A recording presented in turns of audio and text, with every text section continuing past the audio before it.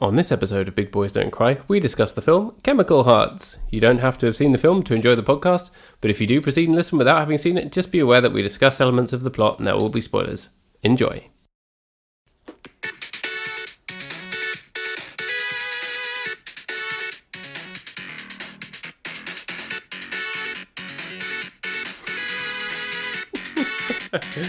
That's brilliant dancing you're doing there. I've never seen you dance like that.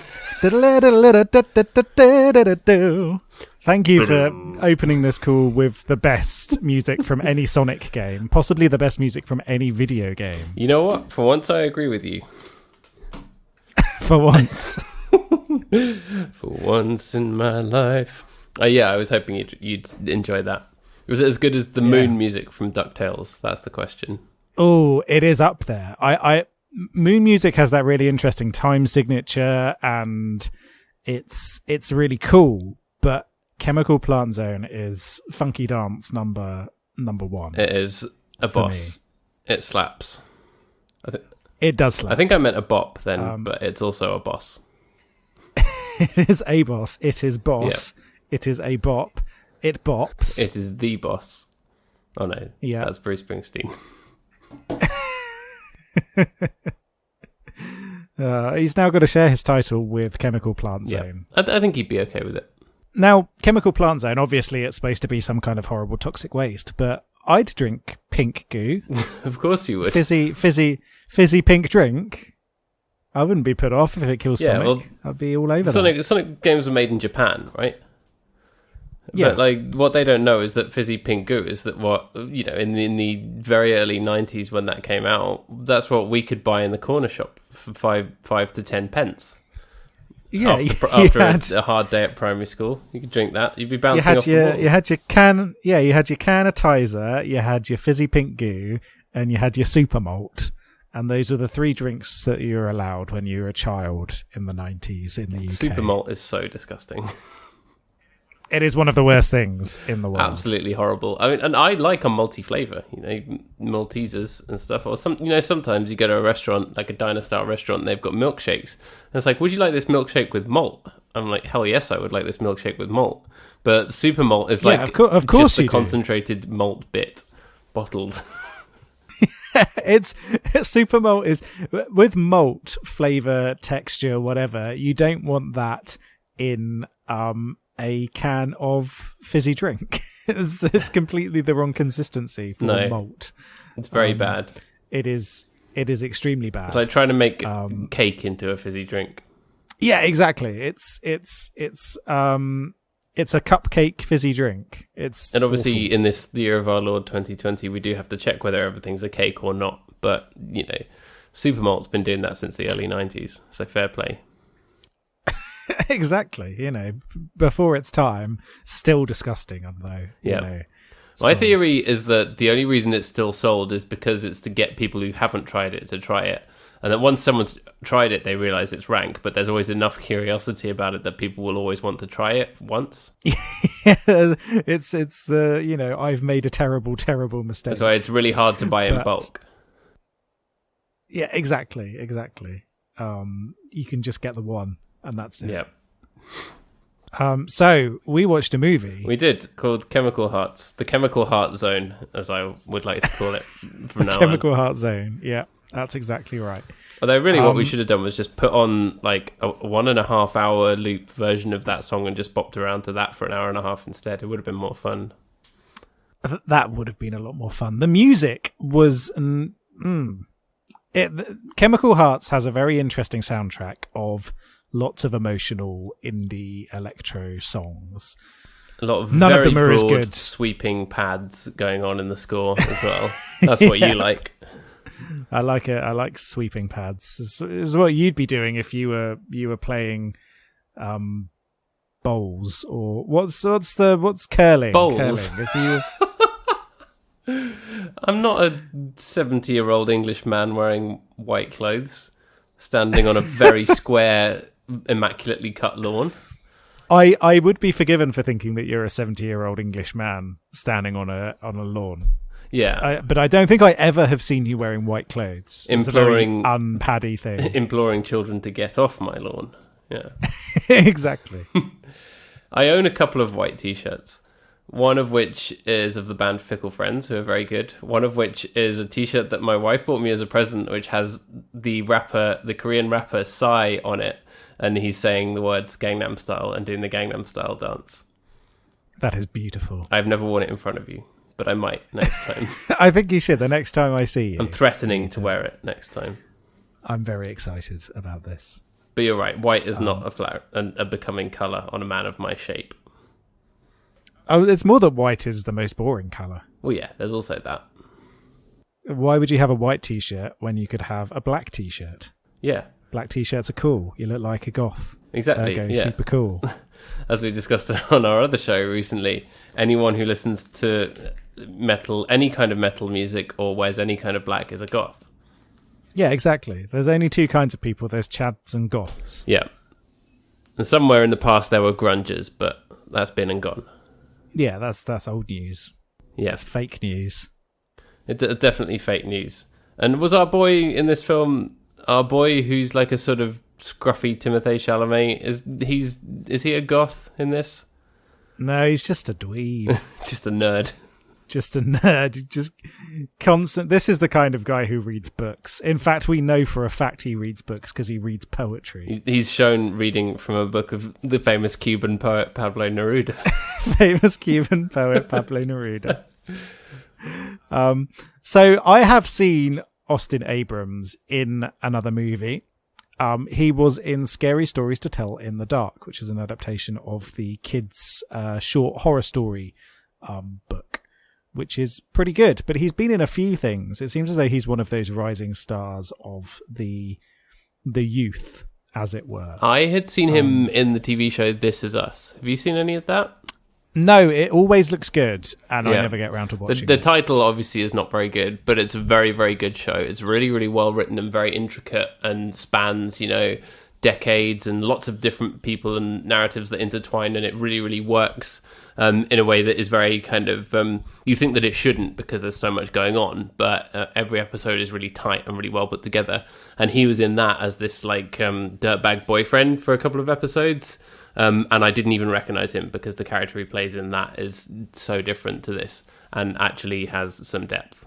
Ah, okay. That is cool because in this movie, what did I send to you which summed up my exact thoughts?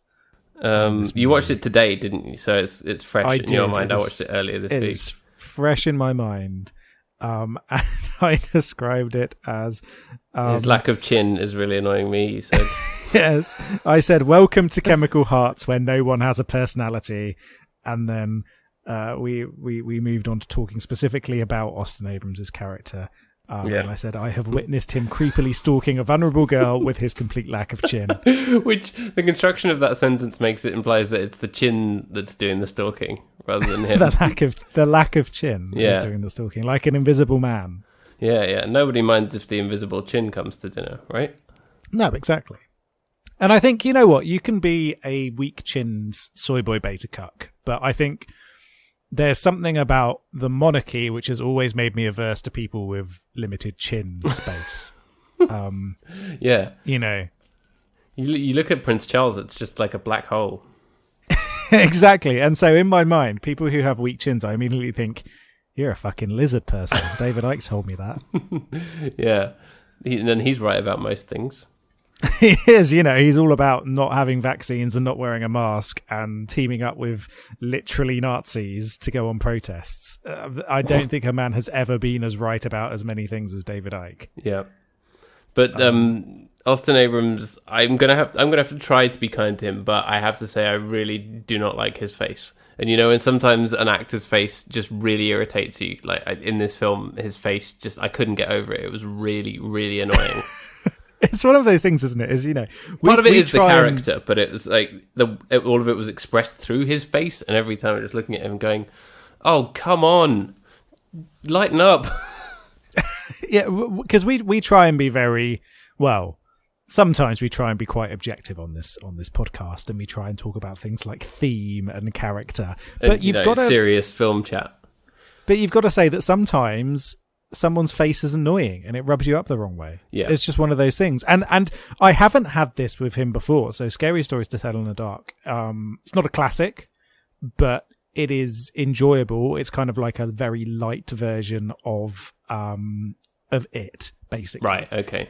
And he's one of the kids in it, and he's fine. And I watched it and didn't think he's an annoying chinless pest. See, and This Is Us, he plays like a sleazy douchebag, and his face really suits it. So in that context, you're like, okay, he's good for that. But in this, he just plays a drab, skinny indie boy who, like, we all knew at sixth form in university and wanted to push down the stairs at school, probably. So, maybe this is specific to people our age, but... He is a very toxic character in the same way that 500 Days of Summer Man is a toxic character. And I like his face. And I like his face, but in terms of character, it's a similar kind of thing where it's this sensitive man that has these underlying control issues, and that's a lot of the problem in Chemical Hearts. And I don't know if this is something that's been readily discussed about it. To be fair, I haven't looked up the critical consensus, but I know that there's been a lot of chat around this movie, and it's scored middlingly, hasn't it? So it's around 60 out of 100. But there are all sorts of problems with his character which aren't really addressed in terms of his controlling attitude. And I know some of that is immaturity because he's a high school student, but at the same time, at that age, I was not following women and then shouting at them because they're having difficulty getting over their dead boyfriend, which happened in the very recent past. Yeah, but the film doesn't let you chalk that up to immaturity, does it? The film wants you to think that that's okay. Yeah, because he's meant to have this wise beyond his years persona, where he's got this voiceover in it. It's all about like being a teenager is the most emotional and exciting part of your life, but also you're going to want to kill yourself. It's also really hard. It's sad but good. Yeah. It's sad but good. My least favorite thing. Yeah. No, that's what we like on this show. But I don't like it when it's teenagers. No, that's true. Right, there's an age limit on it. Yeah. There is, yeah. And so 21 and older. Exactly. It's like drinking in America. Yeah. Not drinking in the UK, which is 12 and up, I believe. Yeah. 6 to 8 is when you start. 12 and up, you get your full license. You're down there with your bottle of White Ace. Coming on the swings. Yep. Passing around the Scrumpy Jack. Yeah, that's exactly. It's the constant cultural experience of alcohol as a young person in the UK, isn't it? Is the most vile substances known to man, drunk in large amounts because they're not very potent in drab places where you're allowed to get away with drinking. Where you can easily buy them in a corner shop. Once you've tried your Supermalt, you move on to the next thing. It's a gateway drink. Supermalt, and then the next shelf over, 2-litre bottle of Frosty Jacks. Can you imagine using Supermalt as a mixer? Oh, God. I'll have a Supermalt and whiskey, please. Jesus Christ. Just sprinkle a few... sprinkle a few crisps on top for the ultimate corner shop experience. This is sounding like some sort of a dirty pint, you know? Yeah. You get your what are they called? Scampi bites. The little Scampi bites. I love them. Yeah, they are legit. That's what you have. Number one corner shop snack. And instead of coming in a box or being on a shelf like a normal packet of crisps, they're on that like poster thing. I don't know what else to call it. You know, where it's like tacked to the wall, and you pull off a bag at a time, so you can. They're on the wall. It's really bizarre. There is a technical name for that, which is somewhere in the back of my mind, because I used to work at Next, as people on this podcast might know. And there is a specific word for those because we used to hang them. But I cannot remember. Next sold Scampi fries? No, not Scampi fries, but you'd have other things, so like little necklaces and stuff that would be on a long poster type thing. If you're listening and you know the word for this, please do get in touch because I can't remember what it is at the moment. But there is a specific word for it. I worked in pubs for many years, but we never had one of those things because I worked for the Weather and Spoon Corporation, and everything was always kept behind the bar so that people couldn't nick it and run off. The Brexit Pints Yeah. Association. But yeah, so the corner shop special is our new cocktail, right? So you've got cheap whiskey, you've got a treble of cheap whiskey, top it up with some Supermalt, sprinkle a few scampi fries on top, maybe coat the rim with orange sherbet as well. Yeah. And then, if you don't have scampi fries, you could also have Space Raiders. Yeah, that's right. Yeah, you could have Space Raiders, That's a and substitution. then instead of an olive, you've got a little mini cocktail sausage. Yeah. Yeah. That, or you break the head off a Freddo and just have that like sticking in the side. You know, like when they have a slice of lemon in a cocktail and it's like half of it's over the side. You like squash the Freddo head down. You have to melt it a little bit to make it work properly. Now, the story of us coming up with this bizarre cocktail is more interesting than the film Chemical Hearts. Would you say that's true? Are you there? I cannot hear you now.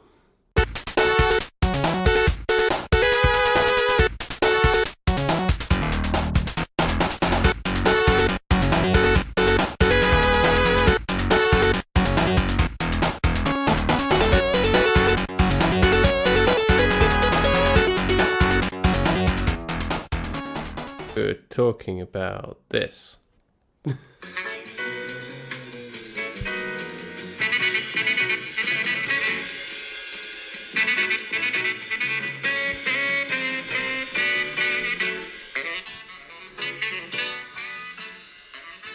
Did you get that? That was absolutely beautiful. Right, so I had time to find a jazz version while your computer wasn't working. so I consider that time well so spent. we thankfully we got the most important part of the conversation out of the way, which was creating our new cocktail. I really hope that my recording of that part hasn't messed up, because I'm going to be so disappointed. We'll have to do an episode about the film Cocktail. Oh, we do, and we could do Days of Thunder as well, which is basically Cocktail but with driving cars and corner shops and corner shops. I think where we got to was I was about to say that this film is quite grey. You said it was boring, and then your audio stopped working, so maybe it was some kind of curse. I was about to agree that it's dull, and that phrase "dull as dishwater" comes to mind, mainly because actually the colours used in the film were very much like a sort of browny grey dishwater, weren't they? Yeah, it's another seemingly relatively posh high school which has a genuine like newsletter that goes out. A proper newspaper. Yeah, a proper newspaper where they have editorial stuff going on. But at the same time, it's just a really drab area, isn't it? It's very, very grey. It constantly looks like it's been raining. Yeah. And it's just, it's quite dour, isn't it? It's quite a dour It's really film. dour, which is our favourite word of late. It is. We've been watching lots of dour movies. It's dour and it's sombre, isn't it? It has none of the energy of being that age, does it? No, exactly. There's no hijinks. Like real being a teenager is somewhere in the middle ground between this and The Kissing Booth, but also a lot like The In-Betweeners. Yeah, The Kissing Booth went too far with the whole like showing her pants on the first day of school stuff. The truth is, it's somewhere in between. Yeah, hence The In-Betweeners. Hence The In-Betweeners. Which is obviously a bunch of saddos, because if you're a teenager you're a saddo. You might think you're the coolest person in the world, but you're a teenage boy or girl. You're not cool. And that isn't to take away from what this film is really trying really hard to do but doesn't quite get there, which is the thing where it's like where he's openly doing in his boring voiceover, man, being a teenager is really hard. It is. It's extremely hard. It's excruciatingly hard, but it's also a time when you have a lot of energy and a lot of passion, and that you kind of pour into things. And I don't get the feeling that this character, I can't remember his name, like is passionate about anything apart from being a self-involved saddo. Yeah, so you have Henry and Grace is the duo. Yeah. But you're right. There's no one with a passion for anything in this film. And no one doing nonsense like getting their bum out in the middle of science class or anything like that. It's a bunch of middle-aged adults at a high school. Yeah, who think they know what it's like to be like teenagers, and maybe that's what it was like when they were teenagers, or there's something that they feel like they have to prove. But yeah, they're all middle-aged. No one knows what it's like to be a boring kid at high school. In New Jersey. Is that where this is set? Yeah. I had no idea. Poetry. I had no idea where it was. There was a mention of set. it at like one point, wasn't there? I was not paying enough attention, clearly. Because it doesn't have... And I suppose that's something that could work in its favour if it is trying to give the every teen approach that everyone can relate to it. Yeah. But... it doesn't really have a finite position in the world, in terms of time frames or in terms of location. And if it's going for that every teen approach, I don't think there's something in here that a lot can find relatable apart from the sense of being the most important thing in the world, which obviously is a big part of being a teenager. I don't mean that in a disparaging way. I mean that in terms of it's a very big emotional roller coaster where everything does feel incredibly important. And it gets that across very well, but at the same time, I don't know anyone who would look at this and go, "Oh, I really relate with this kid who wants to be the greatest newspaper editor at a high school of all time." But you don't really even get the impression that he does, do you? No, it's just the film says that as if saying it is enough to make you believe it, and that's not how it works. It's like telling the plot to you. It tells the characterization to you, but he never proves that by actually doing any writing or editing until it's conveniently there to provide some emotional heft at the very end of the film. Exactly. And I think I don't want to say anything bad about the acting because I think that everyone in this is doing their damnedest with not very good material. Yeah. But I think we also do have a big character problem in terms of Grace, who is a female character, which is entirely dictated by her trauma, which is a very, very bad thing to have as a character, particularly as a female character in a film like this. And her trauma is there only to make his character do things or to change or to evolve or to whatever. It's only there for his characterization. Yeah, exactly. And so at the end, you get the sense that she's doing something for herself, which is, going to therapy and taking a year out from school.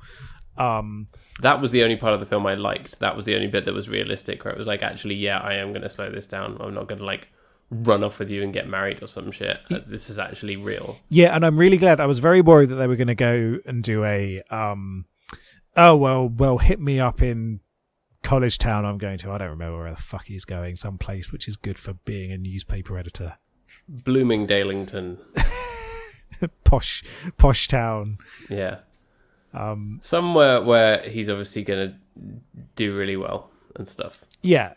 And I was worried that they were going to go, but she was going to say, "Oh, I'll look you up when I'm through with this, and maybe we'll meet up there or something." And I'm glad that they didn't do that. She's going to go and have her own journey, but even so, her character in this is dictated by him, and I think that's really not a good way to talk about people's traumas and the difficult things that people go through in life, because what she's gone through is genuinely horrifying. Yeah.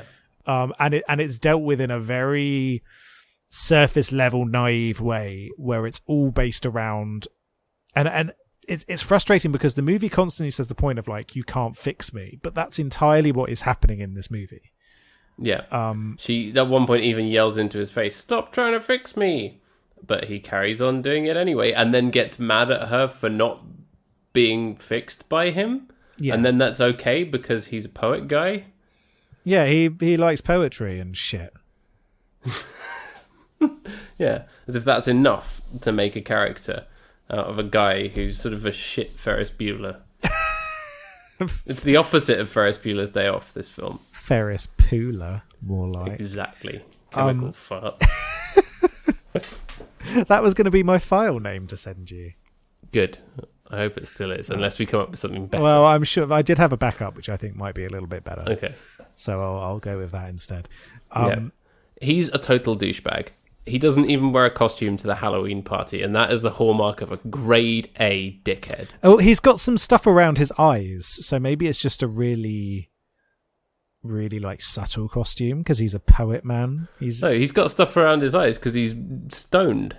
Like, it cuts to that scene, and then you see him like lighting up this massive spliff, or it's not a spliff, it's one of those. You can tell I don't smoke weed. I don't even know what it is. The little thing that you light. He's got a hash pipe. A hash pipe. Yeah, he's honking on his hash pipe, and then suddenly, he's like this dirty, stoned guy rumbling around this party, and then somehow this incredibly beautiful girl like is dancing with him and kissing him. Bullshit. That would never happen. Well, get away from me, you disgusting pig who didn't even wear a costume to the Halloween party. But I thought the stuff around his eyes came before he was getting stoned, because I don't think even this movie would fuck up how being stoned makes you look that bad. I thought it was over the top, I'll give you that. I think that was meant to be whatever costume he's wearing, is that he's got big eye makeup on. That's even worse than if he didn't have a costume or something. And this is coming from a guy who always just pokes eye holes in a bedsheet. But like, come on. It's he's just really insufferable, I think is the word. Yeah. Like you said, we all knew people like this. The toxic masculine poet type is a real archetype of douchebaggery. And this guy fits it to a T, and it's really frustrating to watch his character. And I bang on about it probably a little bit too much on this podcast, but I do a lot of mental health advocacy, and this movie is not good in terms of giving people a good depiction of how to support someone who's going through a traumatic experience. And equally, if you're going through a difficult period in your life, this is not a good indicator of how you could act and be supported by someone who's controlling you in that way. No. Someone who's controlling and like possessive of you, but still is like weirdly passive about everything and doesn't really do anything. And there are multiple times when he sees her struggling and doesn't help her. And like some of the times, it's because he's being a creepy stalker in the bushes, which is also a separate but related problem. Where like he sees her like trying to walk and like falling over on the pitch, and he doesn't go over and help her. Why would you not? Obviously, he doesn't reveal that like, oh yeah, hey, I was watching you from the bushes. But it's like, you still think you'd go and help her, right? When she's in pain. Well, you'd have thought so, wouldn't you? You'd make up some excuse as to why you were in the bushes. But equally, he's never revealed that he was stalking her. It never comes up. As far as she knows, he's just this sweet guy who got a little bit too weird about her living in her deceased with her ex-boyfriend's parents. She literally says she has nowhere else to go because she's from a broken home, and he's mad at her about it.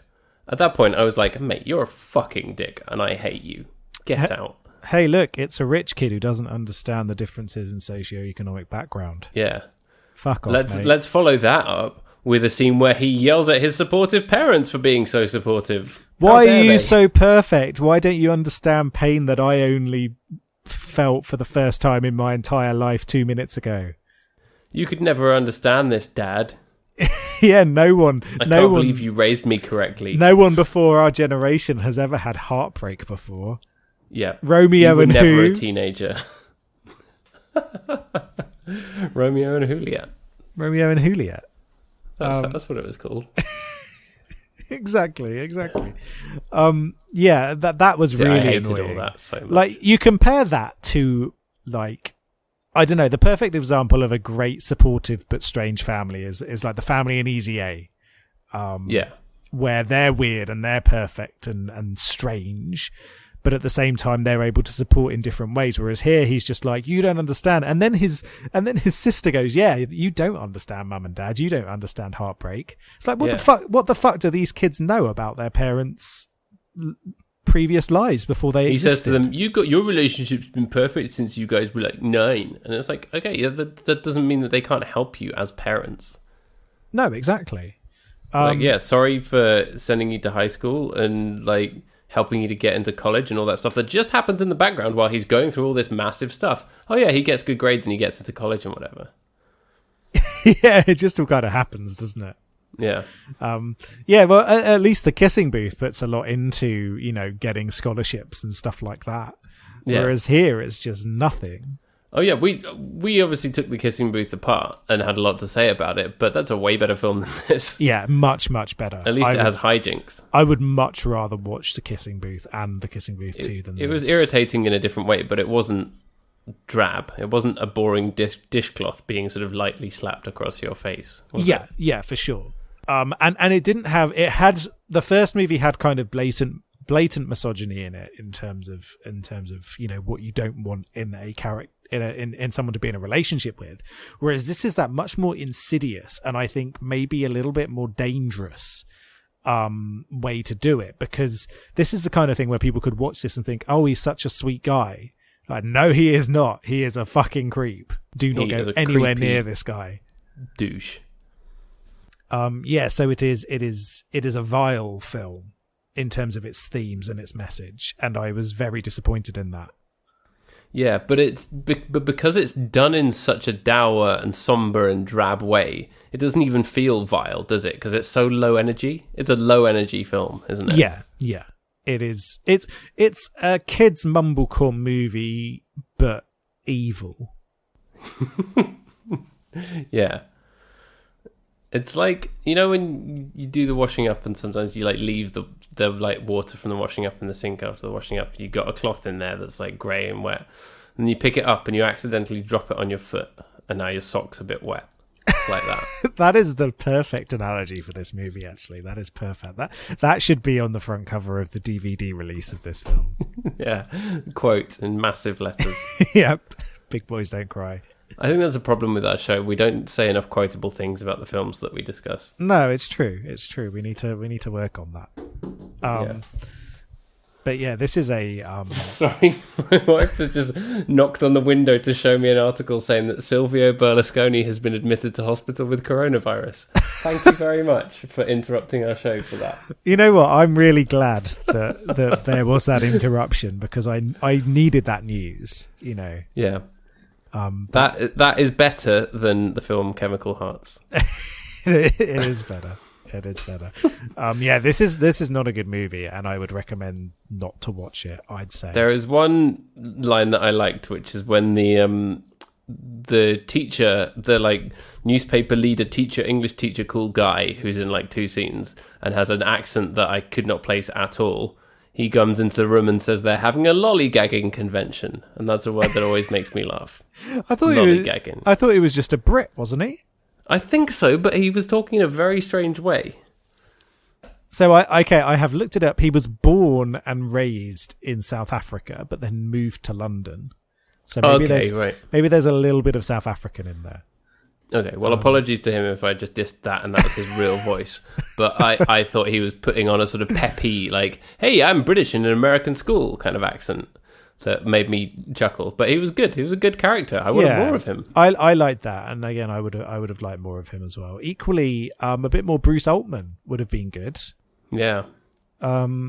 It's just like, guys, you've got these people here, but they didn't really know what to do with any of them, and that's the same with their young characters. You've got the complete non-entity of the secondary romance between the 2 friends that are part of the newspaper club, which I gave 0 shits about, and I don't understand how anyone would give any shits about it other than the fact that it's a lesbian couple. Is there anything to their characters other than that? No, there's nothing. It's just completely paper thin. No, and that felt a little bit like it was trying to be performatively woke because it didn't bring anything at all to the story. It was just there. No, exactly. It didn't bring anything else there. The only thing I'd say about those 2 characters is that at least they're not wearing a weird little photographer's vest like the ginger kid friend. Did you notice that? He was wearing I hated that guy so much, that like dungareed Ed Sheeran bloke. Yeah. What was he doing? Miniature Ed Sheeran, yeah. He was just being an annoying dick. Yeah. No insult to you as an actor, kid who played miniature Ed Sheeran, but your character in this is very bad, and I did not like him. The only way is up, right? Yeah, exactly. You can go on to do great things, and you can just talk about how this movie's a trash fire when you're the new Captain America.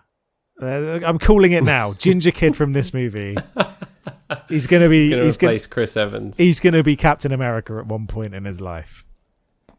Yeah, calling it now. The money will be rolling in when that happens. Yeah, 20 years time, he's going to get it, and I'm going to go. See, you fucking see. I told you all. Before my time, great, great judge of character. But yeah, this movie's bad, and I don't like it. But Lily Reinhart's performance, I thought, was good in context.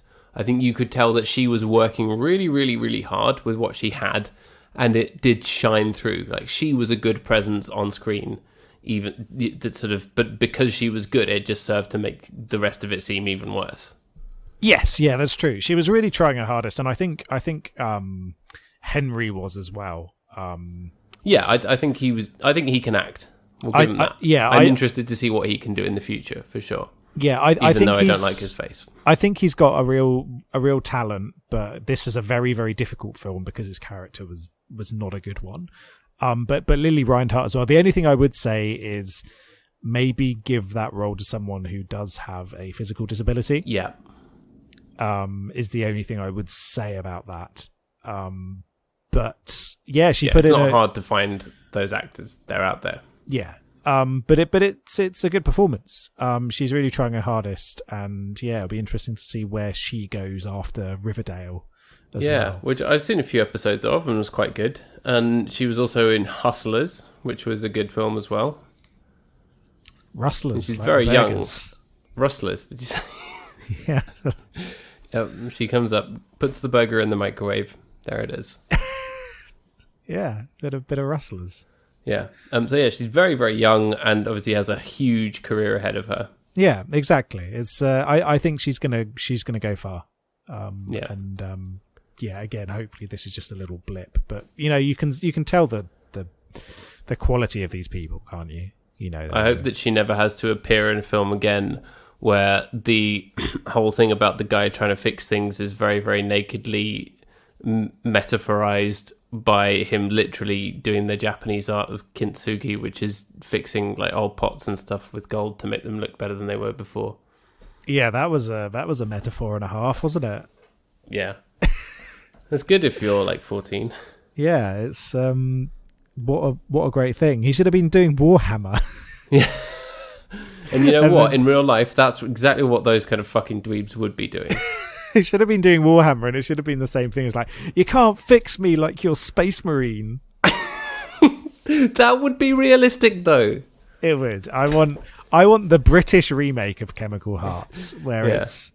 Yeah. You can't paint me like one of your lizard men. It's all at Warhammer Club. and yeah, that's what it's all about. Warhammer Hearts. Warhammer Hearts. Yeah. Oh man, I'm going to get in touch with Warhammer about this and say, guys, how do you feel about a rom-com about a Warhammer club? Yeah. What do you reckon? Games Workshop. Yeah, get in touch with them. In fact, a little bit of Warhammer news. My next video game to review is a Warhammer video game. All right. So is there going to be romance in it? That's the question. I very much doubt it. It is based on a game called Necromunda, which is all about gangs in a far future hive city who shoot each other.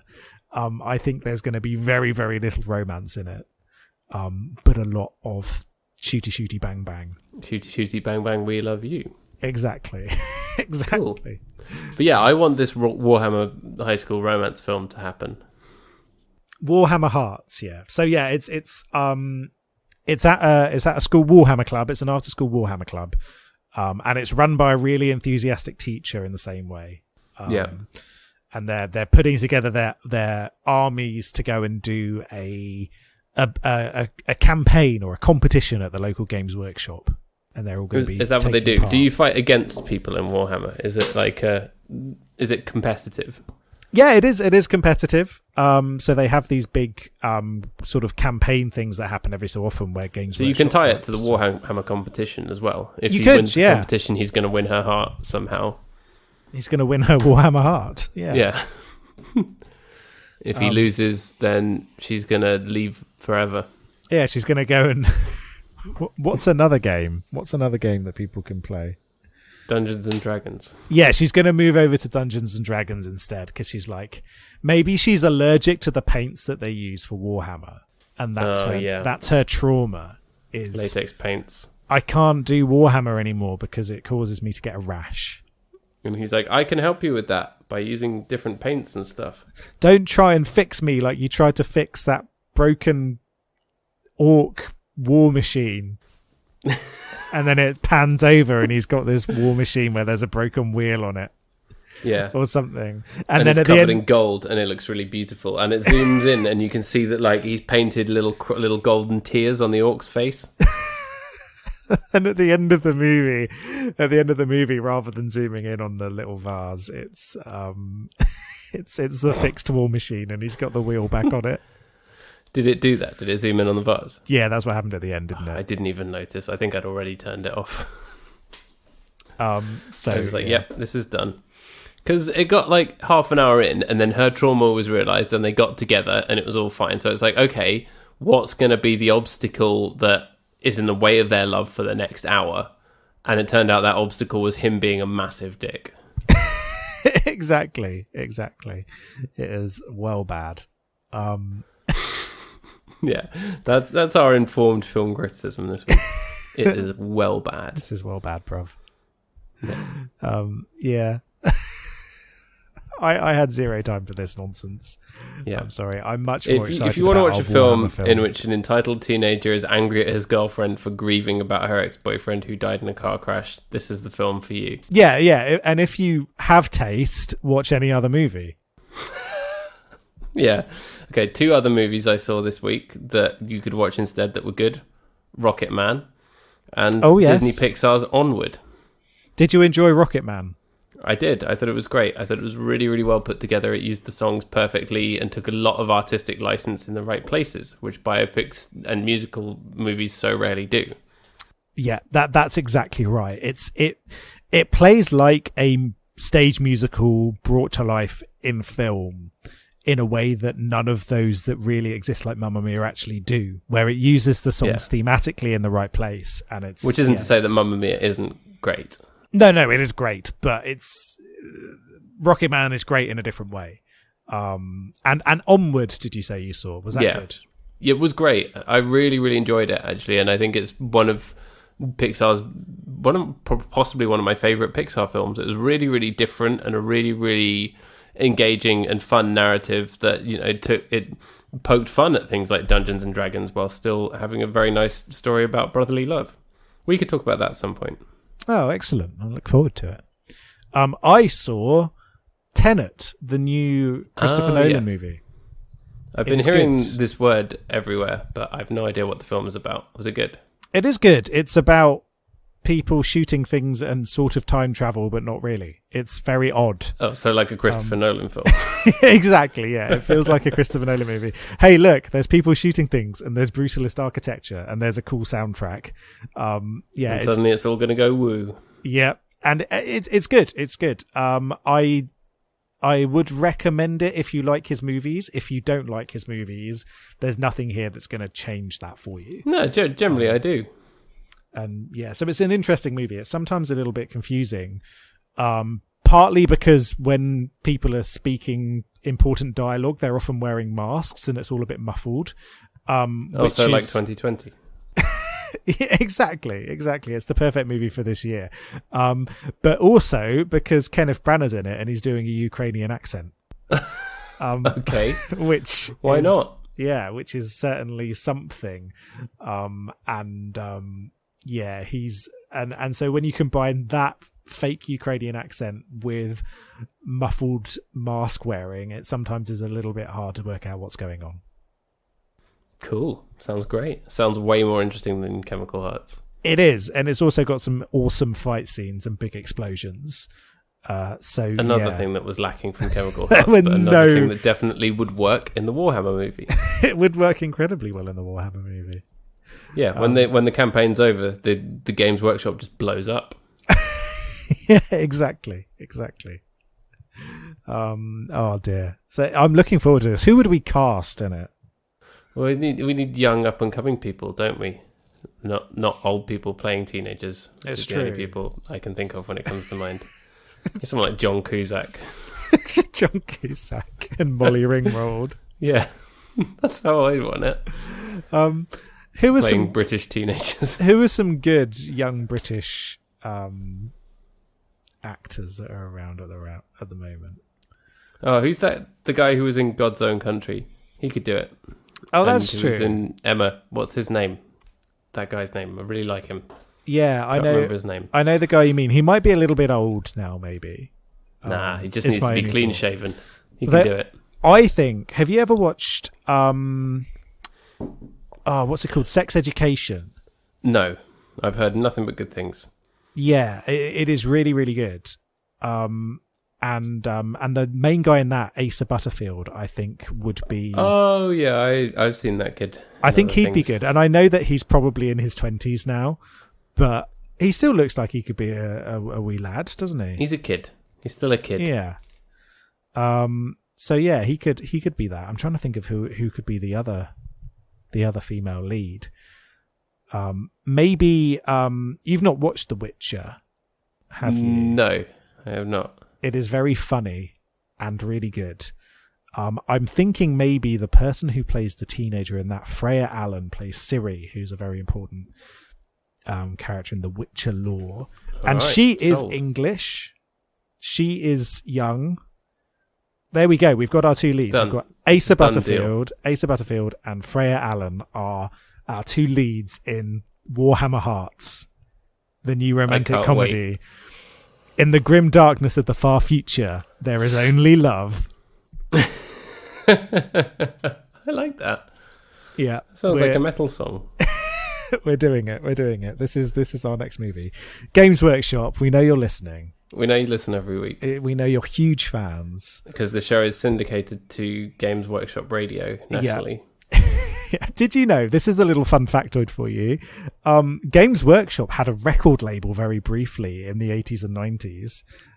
Yeah, and they had like metal albums that were themed around Warhammer.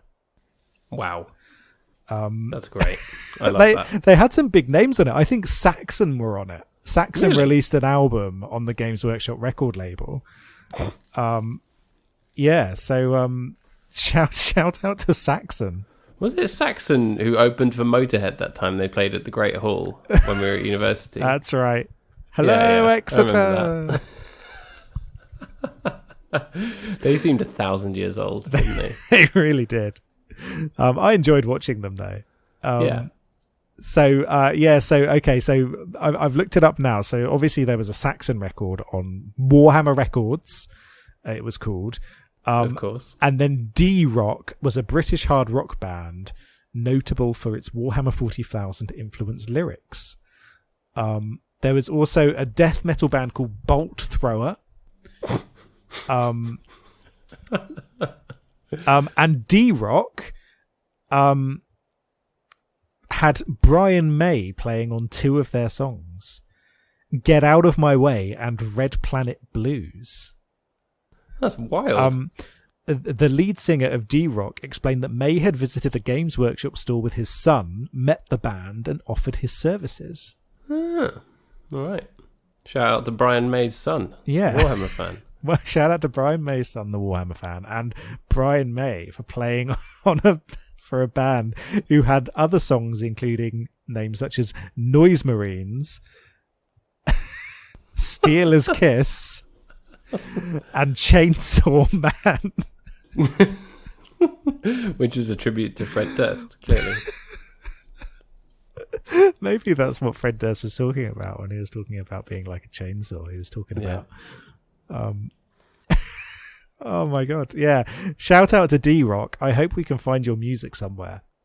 Yeah, we'll dig it out. We could review it on our other show, maybe. It must be somewhere. There must be some Warhammer records somewhere. Yeah. Yeah. Right, okay. So this film is happening. Yeah, this is happening, and we're going to get D-Rock back to do the soundtrack. Yeah. And we'll get Brian May involved again. Brian May, you can be on it. Your son can have a cameo, even. Yeah, for sure. It's going to be amazing. Yeah. Right. Can't wait. Okay, so have you got anything else you want to say about this movie? No, let's rate it. It's drab. Well, it's drab. It's dull. It's weak. It's wet milk.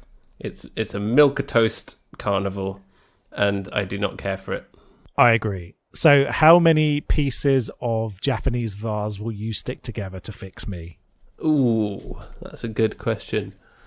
And I will try to fix you with 6 pieces of Japanese vase.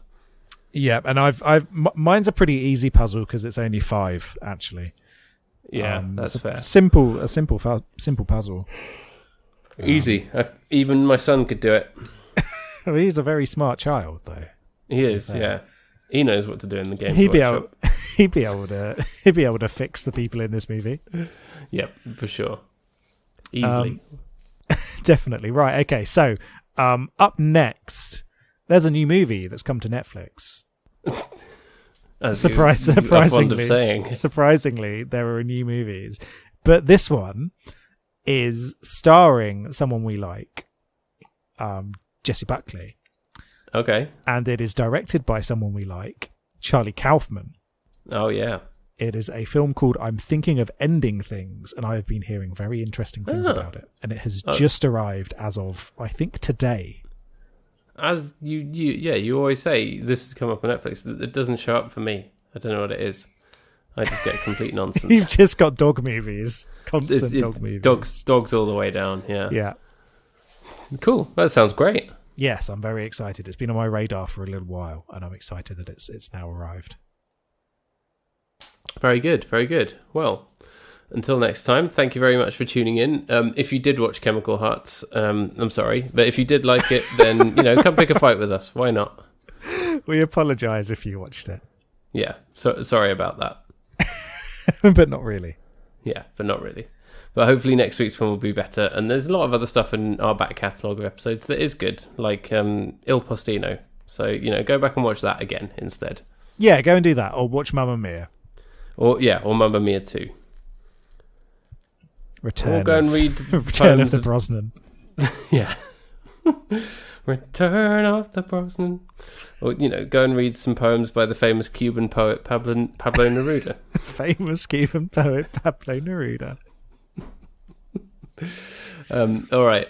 You can find us on Twitter at BigBoysDon'tPod. You can email us bigboysdon'tcrypodcast@gmail.com. You can support us financially using the link in our show notes if you want to thank us for what we do, given that we don't have any ads, and we have never had any ads in almost 170 odd episodes. So give us some money if you like what we do. Yeah, we've got loads of Warhammer to buy now to prepare for the new movie that we're working on, and that's really fucking expensive. So send us some money, please. It is. I suspect that I'm never going to financially recover from this. You're going to buy 3 Space Marines and you have to get out a second mortgage. Yeah. Yeah. So, we are once again asking for your financial support. Yeah, and it's important. We need to buy Space Marines. Yeah. All right. Hopefully by the time we're on next week's episode, we'll have acquired those Space Marines and it'll all be fine. But until then, give us your fucking money. All right, Bob Geldof. All right. And we'll be back next week to talk about, what's it called? I'm Thinking of Ending Things. I'm Thinking of Ending Things. All right. Well, we are going to end things in this episode right now. Bye. Bye.